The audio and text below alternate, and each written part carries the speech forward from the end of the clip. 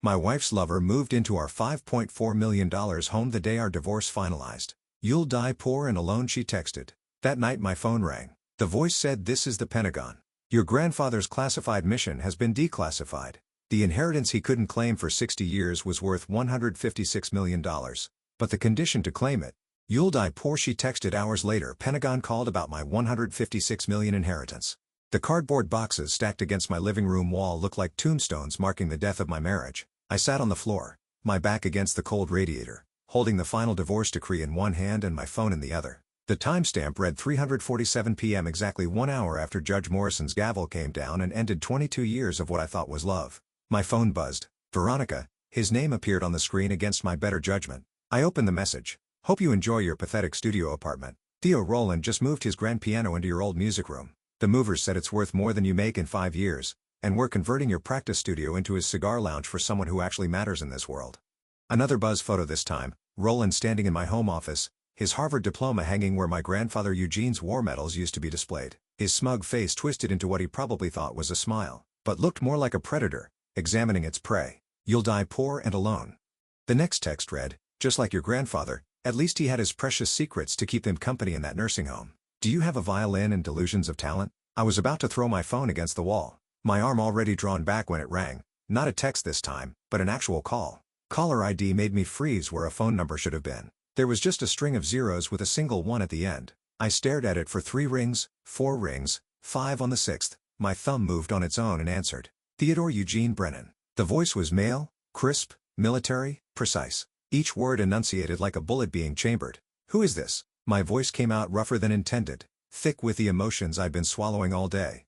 "Mr. Brennan, this is Colonel James Whitmore from the Pentagon's Estate Recovery Division. I need you to listen very carefully to what I'm about to say. Your grandfather, Staff Sergeant Eugene Brennan, completed a classified military operation in Cambodia in 1964. That operation was codenamed Night Music. My grandfather was a supply sergeant in Vietnam. He played piano in the officers' clubs." The words came out automatically. The same story my father Douglas had told me 100 times. "That was his cover, Mr. Brennan. Your grandfather was a cryptography specialist with the 5th Special Forces Group. The mission he completed has been classified beyond top secret for exactly 60 years. As of midnight last night, that classification expired." I stood up slowly, my legs unsteady. "What are you talking about?" "Your grandfather recovered something in the Cambodian jungle, something that has accrued significant value over the past 6 decades. He never claimed his compensation due to the classified nature of the operation. That compensation with interest and adjusted for inflation is now worth approximately $156 million. Phone slipped from my hand, cluttering on the hardwood floor. I could hear the colonel's voice, tiny and distant, still speaking. I grabbed it quickly, my hand shaking. "That's impossible. My grandfather died in a state-run nursing home. My parents had to take out a second mortgage just to pay for his care. Staff Sergeant Brennan made a choice. Mr. Brennan. He chose silence to protect his family and his country. But he also made provisions. The money can only be released to his direct descendant and only if certain conditions are met." "What conditions?" "You need to come to Washington immediately. There's a Delta flight leaving O'Hare in 3 hours. A ticket has been purchased in your name, first class, window seat, 14I. Your grandfather specifically requested that detail in his file. How did you even know to call me today, right after my divorce?" There was a pause. "Then your grandfather's instructions were very specific, Mr. Brennan. We were to contact you on the day you lost everything." His exact words were, "When my grandson has nothing left to lose, give him everything I couldn't claim. He's been dead for 35 years. How could he possibly know?" Eugene Brennan knew many things, Mr. Brennan. He was very good at predicting patterns. It's what made him invaluable to military intelligence. The question now is whether you are ready to learn what he knew. The clock started ticking the moment I made this call. You have 72 hours to complete what your grandfather started, or the entire inheritance transfers to the Department of Defense.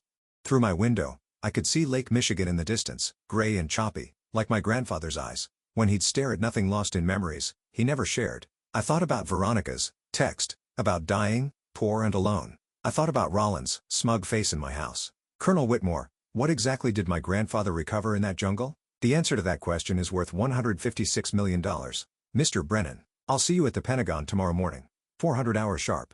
Bring your grandfather's journal, the one with the musical compositions. You do still have it, don't you?" I looked at the one box I'd refused to let Veronica touch during the divorce. The one labeled Grandpa Eugene's things in my mother's careful handwriting. "I have it." "Good. One more thing, Mr. Brennan. Your ex-wife's new companion, Roland Ashford. His grandfather, William Ashford, was a defense contractor in 1964. This is not a coincidence. Nothing about your current situation is a coincidence. Your grandfather saw this coming decades ago. The line went dead. I stood in my empty apartment surrounded by the debris of my ended marriage, holding a phone that had just connected me to a past I never knew existed. Outside, Chicago's skyline stretched toward a darkening sky. And somewhere in that maze of glass and steel, my ex-wife was celebrating her new life in my old home with a man whose family might be connected to secrets. My grandfather died protecting. I walked to the box of Grandpa's things and pulled out his leather journal. Its pages yellowed with age, filled with handwritten musical compositions that I had played on my violin since childhood. For the first time, I noticed something I'd never seen before in the margin of the first page, written in pencil, so faint, I had to hold it to the light, were 5 words for Theodore. When everything ends. 3 months before that phone call changed everything. I stood on the stage at Symphony Center, my violin, singing the final notes of Brahms's Concerto in D major. The audience erupted in applause. 2,000 people on their feet. In the third row, Veronica sat with her hands perfectly still in her lap. She wasn't clapping. That should have been my first warning. Life at 47 had settled into a rhythm as predictable as a metronome. Every morning, I'd wake at 6 o'clock in our Lake Forest home, practice scales in my soundproof studio while Veronica did yoga on the terrace overlooking the pool. The house sprawled across 2 acres of manicured perfection. Each room a testament to Veronica's eye for design, my ability to afford her taste. We'd bought it 15 years ago when the Chicago Symphony promoted me to first chair violin, back when Veronica still attended my performances and meant it when she said she loved the way my fingers moved across the strings. Your grandfather would be so proud. My mother Patricia had sat at our house warming, running her weathered hands along the marble countertops. Eugene always said music would take you places he never could go. Grandpa Eugene had been dead for 12 years by then, but his presence lingered in our family like a melody you can't quite place. My father Douglas kept his father's photograph on the mantel, a black and white image of a young man in military dress, eyes sharp as winter. Next to it said Eugenius, Bronze Star, though none of us knew what he'd done to earn it. He came back from Vietnam different, Douglas would say after his third beard. Family dinners. Spent 6 months in Cambodia before his official deployment even started. Never talked about it, just played that piano like he was trying to drown out something only he could hear. I'd inherited Eugene's musical gift, but channeled it differently where he played jazz in smoky clubs, fingers flying over keys and improvised genius. I chose the disciplined world of classical music structure, precision, every note written down, predetermined, safe. Veronica had loved that about me when we met at a charity gala 23 years ago. You're not like these other men, she'd whispered that first night, her breath warm against my ear as we danced. These hedge fund types who think money is music, you create something eternal. She was working for a small interior design firm, then hungry and ambitious, wearing a borrowed dress and fake pearls that I found endearing. I was 32, she was 29. When she looked at me, I felt like Brahms himself. Our marriage had been good for the first decade. She redesigned our various apartments as my career grew, each space more sophisticated than the last. When we finally bought the Lake Forest house, she quit working, said she wanted to focus on making our life beautiful. I practiced 6 hours a day, performed 3 nights a week, taught masterclasses at Northwestern on weekends. We talked about children, but never quite got around to it. Always one more tour, one more renovation, one more something keeping us from that particular composition. Change started slowly, like a violin gradually going out of tune. Veronica joined the country club, started having lunch with women whose husbands ran investment firms and tech companies. She'd come home talking about vacation homes in Aspen, yachts on Lake Geneva, private jets to Art Basel. Did you know? Roland Ashford just bought a basket? She said one evening, not looking up from her phone. $23 million for a painting. Roland Ashford, the name that would eventually destroy everything. He'd hired Veronica to redesign his Lincoln Park penthouse, a job she took without discussing it with me. First, it's just one project. She said his money spends the same as anyone else's, but it didn't. His money came wrapped in attention, compliments and comparisons that left me feeling smaller with each passing day. Roland was 6'2" to my 59, Harvard MBA to my Juilliard degree. He'd made $40 million last year while I'd barely cleared $300,000. Your husband's quite accomplished, Roland said at a dinner party. We couldn't avoid his hand resting just a moment too long on Veronica's shoulder. It must be fascinating living with an artist. The way he said artist made it sound like a quaint hobby, something amusing, but ultimately irrelevant. Veronica laughed a sound I hadn't heard in months, bright and genuine in a way that made my chest tighten. That was 6 months ago. The spring Vienna tour was supposed to be a triumph, 3 weeks performing with the Vienna Philharmonic. Instead, it became the setting for my marriage's final movement. While I played Mozart in the music brine, Veronica was playing house in Rollins, Penthouse, my nephew, James, catching them in an embrace that would shatter everything I thought I knew about love, loyalty. The woman who had once said my music was all the wealth she'd ever need. The FaceTime call for my nephew James came at 2 o'clock in the morning Vienna time. While I was reviewing sheet music in my hotel room at the Imperial, his face filled my phone screen, pale and anxious, looking younger than his 23 years. "Uncle Theo, I need to tell you something." His voice cracked like he was 13 again, calling me after his father's funeral. "I saw Aunt Veronica, Mr. Ashford office building tonight. She's redesigning his office space too." I said, setting down my violin. "She mentioned something about expanding the project." "It was midnight, Uncle Theo. The whole building was dark except for the penthouse. They were on the balcony and they were, God, I don't know how to say this. They weren't looking at fabric samples." The bow slipped from my fingers, cluttering against the music stand. "What exactly did you see?" "They were kissing, like really kissing. Her dress it wasn't completely on anymore." "I'm so sorry. I took photos because I didn't think you'd believe me. Otherwise." The photos arrived seconds later. Veronica pressed against the glass railing, Rollins' hands tangled in her hair. Her red dress half unzipped, the Chicago skyline glittering behind them, like a celebration of my humiliation. The timestamp read 11:47 p.m. when she tested me. She was going to bed early with a headache. I played that night's performance perfectly mechanically, my fingers knowing the notes while my mind replayed those images. The Austrian critics called it technically flawless, but emotionally absent, which seemed fitting for a man discovering his life was a forgery. The confrontation came 3 days after I returned to Chicago. Veronica was in the kitchen humming Of All These Spring, wearing the diamond earrings. I didn't recognize nice earrings. I said, setting down my violin case with deliberate calm. She touched them reflexively. "Thank you. They were a bonus from the Ashford project. Must be some project working past midnight, earning jewelry." Her face went through a series of expressions like movements in a symphony: surprise, calculation, defiance, finally called resolve. "James saw you. He works in Rollins' building, remember? Or did you forget about family while you were undressing for your client?" She set down her coffee cup with steady hands. "I wasn't going to insult you by denying it." "How generous of you. You want me to apologize? Fine.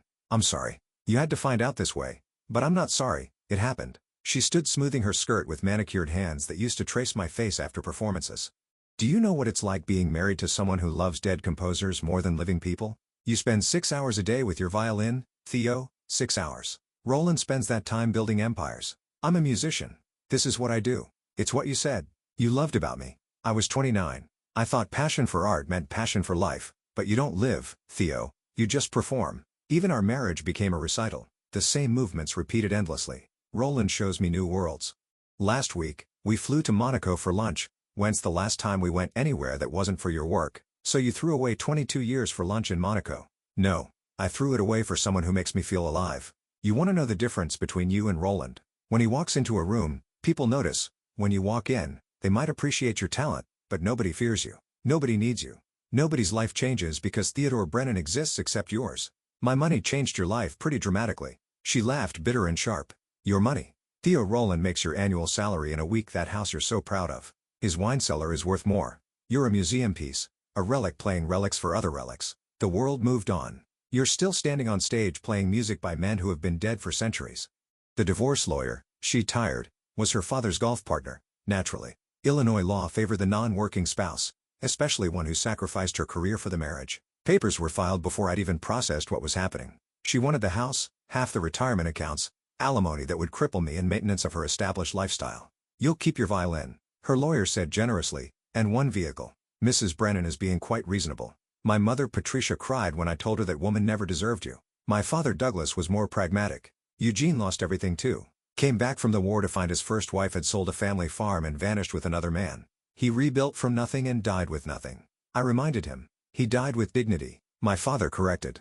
Sometimes that's all a man can keep. Pentagon Building rose from the Virginia landscape like a geometric giant, its limestone walls gleaming in the early morning sun. I'd taken the red eye from Chicago. My grandfather's journal wrapped in a towel in my backpack, too precious to trust, to check the luggage. The Uber driver, a veteran himself, whistled low when I gave him the destination. Pentagon at dawn. You military. My grandfather was Staff Sergeant Eugene Brennan. Must have been something special to get you a Pentagon summons. If only he knew. I'd spent the flight reading and rereading eugenics journals, seeing patterns I'd never noticed before. The musical compositions weren't random. Each piece was dated, and the dates corresponded to military operations in Southeast Asia. But it was the margins that held secrets. Tiny notations that looked like dynamic markings didn't match a standard musical notation. Colonel James Whitmore met me at security, his uniform, crisp enough to cut paper. He was younger than his voice suggested. Maybe 50, with the kind of posture that made you straighten your own spine. "Mr. Brennan, thank you for coming." His handshake was firm, but brief. "Before we proceed, I need to verify your identity beyond documentation. Tell me about your grandfather's piano." It was a 1947 Baldwin Spinet, mahogany finish. He bought it from a pawn shop in Raleigh after the war. There was a cigarette burn on middle C from the previous owner. What did he call his Sunday night performances at the Veterans Home? I smiled despite everything. Church for the UN churched. He said music was the only religion that never lied. Whitmore nodded. Follow me. We descended 3 levels underground, passing through security checkpoints that grew progressively more serious. Finally, we entered a vault-like room with no windows, just fluorescent lights, and a metal table holding several file boxes. Your grandfather's real service record, Moore said, opening the first box. What you're about to learn has been classified beyond top secret. Even now, certain details must remain redacted. The photograph showed Eugene young and sharp-eyed in jungle fatigues, standing with the unit of men whose faces were blacked out. Behind them, the wreckage of what looked like a small aircraft operation night music. February 1964. Your grandfather's unit was inserted into Cambodia to investigate a crashed Soviet reconnaissance plane. Officially, there were no Soviets in Cambodia. Officially, we weren't there either. What did they find? The plane was carrying an early computer system, a prototype for encoding nuclear launch sequences that wasn't the real prize. The pilot Viktor Kozlov survived the crash. He was dying, but conscious. Your grandfather spoke enough Russian to communicate with him. Whitmore pulled out a transcript, heavily redacted, but still readable in parts. Cossack knew he was dying. He gave your grandfather information about Swiss bank accounts used to pay double agents, account numbers, passwords, the works. But here's where it gets interesting. He showed me another photograph, Eugene holding what looked like a metal briefcase. Your grandfather memorized everything before turning over the briefcase to command. He knew those account numbers could have claimed that money, anytime $22 million in 1964. Can you imagine what that's worth now? Why didn't he? Because claiming it would have exposed the operation, lives would have been lost. Your grandfather chose silence, but he documented everything in code, hidden in his music. The Pentagon owed him compensation for the mission, but he never claimed it, said it would raise too many questions, put his family at risk. And now, the statutory limit on classification expired. The compensation with 60 years of interest and Department of Defense guilt, multipliers for delayed payment, stands at $156 million. But your grandfather set conditions. Whitmore handed me a sealed envelope by name written in eugenics, shaky handwriting. He left instructions that this could only be opened by his grandson. And only when that grandson had, quote, lost everything material and could gain everything essential. I opened it with trembling fingers. Inside you, Gene's handwriting filled 3 pages. Theodore, if you're reading this, your marriage has ended and you've lost your worldly possessions. I know this because patterns repeat through generations, and I saw your father's romantic nature in you. You love completely, which means you can be hurt completely. The music I left contains more than notes. Each composition maps to coordinates. Each rhythm change marks a number sequence. In Baltimore, Storage Unit 447, paid through 2087, you'll find what I couldn't destroy and couldn't claim. The Pentagon money is yours regardless. Claiming what's in Baltimore means choosing truth over comfort.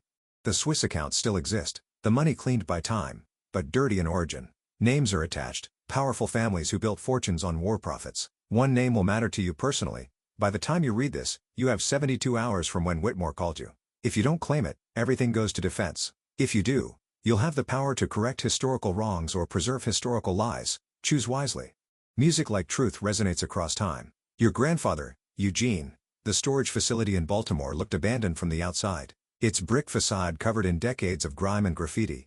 But the keypad at the entrance worked perfectly when I entered the code hidden in the third movement of Eugene's. Autumn Fugue 1, 9,640,228. The date of the mission combined with his service number, Unit 447, was at the end of a long hallway that smelled of rust and old paper. The lock turned smoothly despite its age, and inside a single filing cabinet stood against the wall, military green and unremarkable. On top of it sat a chess set, its pieces arranged mid-game, and I recognized the position immediately. It was the Budapest Gambit, the same opening Eugene had taught me when I was 8. The gambit means sacrifice. He said then you lose material to gain position. Inside the cabinet's top drawer was another safety deposit box key, this one for Baltimore First National, and beneath it, a leather portfolio containing documents that made my hand shake. Photocopies of Swiss bank statements dated 1964 through 1970, showing deposits from American defense contractors to Soviet intelligence agents. The amounts were staggering, but the names were worse. Ashford Industries appeared 17 times. William Ashford, Rollins' grandfather, had sold defective helicopter parts to the Army while simultaneously funding Soviet operations in Cambodia. American soldiers had died in crashes caused by mechanical failures that Ashford knew about and ignored the profit margin on those defective parts. 43%. The blood money in Swiss accounts, $22 million.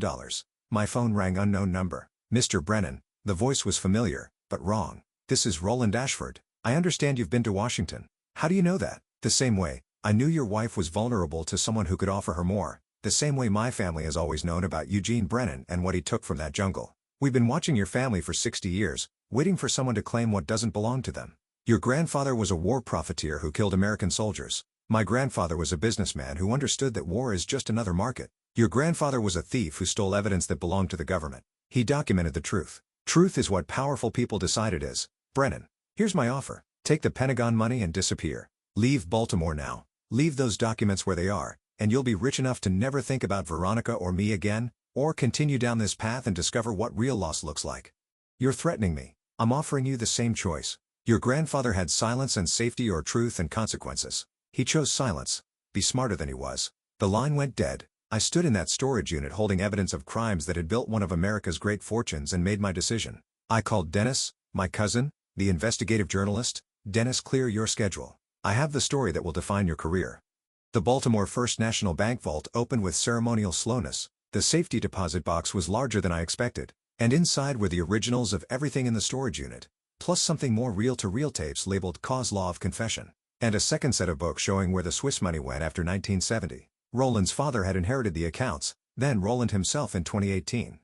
But Eugene had left one more surprise. At the bottom of the box was a single sheet of music, handwritten, titled Redemption Suite. When I come to the melody, I realized it was a musical encryption of account passwords. My grandfather hadn't just documented the crimes. He'd maintained access to the money. I spent the next 24 hours with Dennis and a team of forensic accountants. His newspaper brought in. The Swiss banks confirmed the accounts were real and active. The current balance across all accounts, $87 million, clean money now technically but built on bones. We publish tomorrow, Dennis said. This will destroy Ashford Industries. And Veronica by extension. She's tied her future to Roland. You having second thoughts? I thought about Eugene choosing silence to protect his family. Then I thought about the names on those casualty lists. Young men who died because William Ashford chose profit over lives.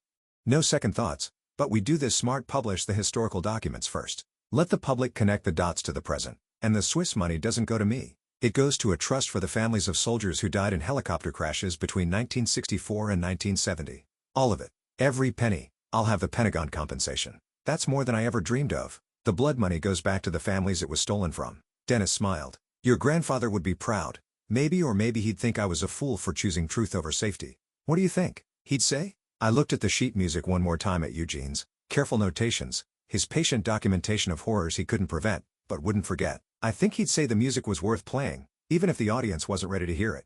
The Washington Post ran Dennis's story on a Tuesday morning with the headline, Blood Money: How Defense Contractor Fraud Funded Enemy Operations in Vietnam. By noon, Ashford Industries stock had dropped 40%. By close of markets, Roland Ashford was facing federal investigation for inherited fraud and tax evasion on unreported Swiss accounts. I watched the news from my new office, a converted brownstone in Lincoln Park, where I'd established the Eugene Brennan Foundation for Veterans Families. The Pentagon money had cleared the previous week, all $156 million, clean and legal, and mine. But I kept thinking about those helicopter crash reports. The faces of 19-year-old soldiers who never came home because someone decided their lives were worth less than profit margins. Veronica called 17 times that first day. I answered on the 18th. Theo Rolland's been arrested. The FBI seized everything. The house, the accounts, even my car, because it was bought with what they're calling proceeds of criminal enterprise. I have nothing. You have what you chose. Please, I made a mistake. I see that now. Roland used me just like his grandfather used those soldiers. I'm staying with my sister in Copperville in her basement, in a basement, in Naperville. Veronica, what do you want from me? I want to come home. That house isn't my home anymore. The bank foreclosed on it after Roland's assets were frozen. And you couldn't make the payments. I bought it at auction last month. You bought our house. I bought a house. My Uncle Bernard and Aunt Dolores live there. Now, they lost their place to medical bills, and now they have somewhere beautiful to spend their remaining years. Seems like a better use of the space than Roland's cigar lounge. She was crying now, ugly sobs that once would have broken me. What am I supposed to do? The same thing I did: start over. The difference is, you chose your ending. Mine was chosen for me.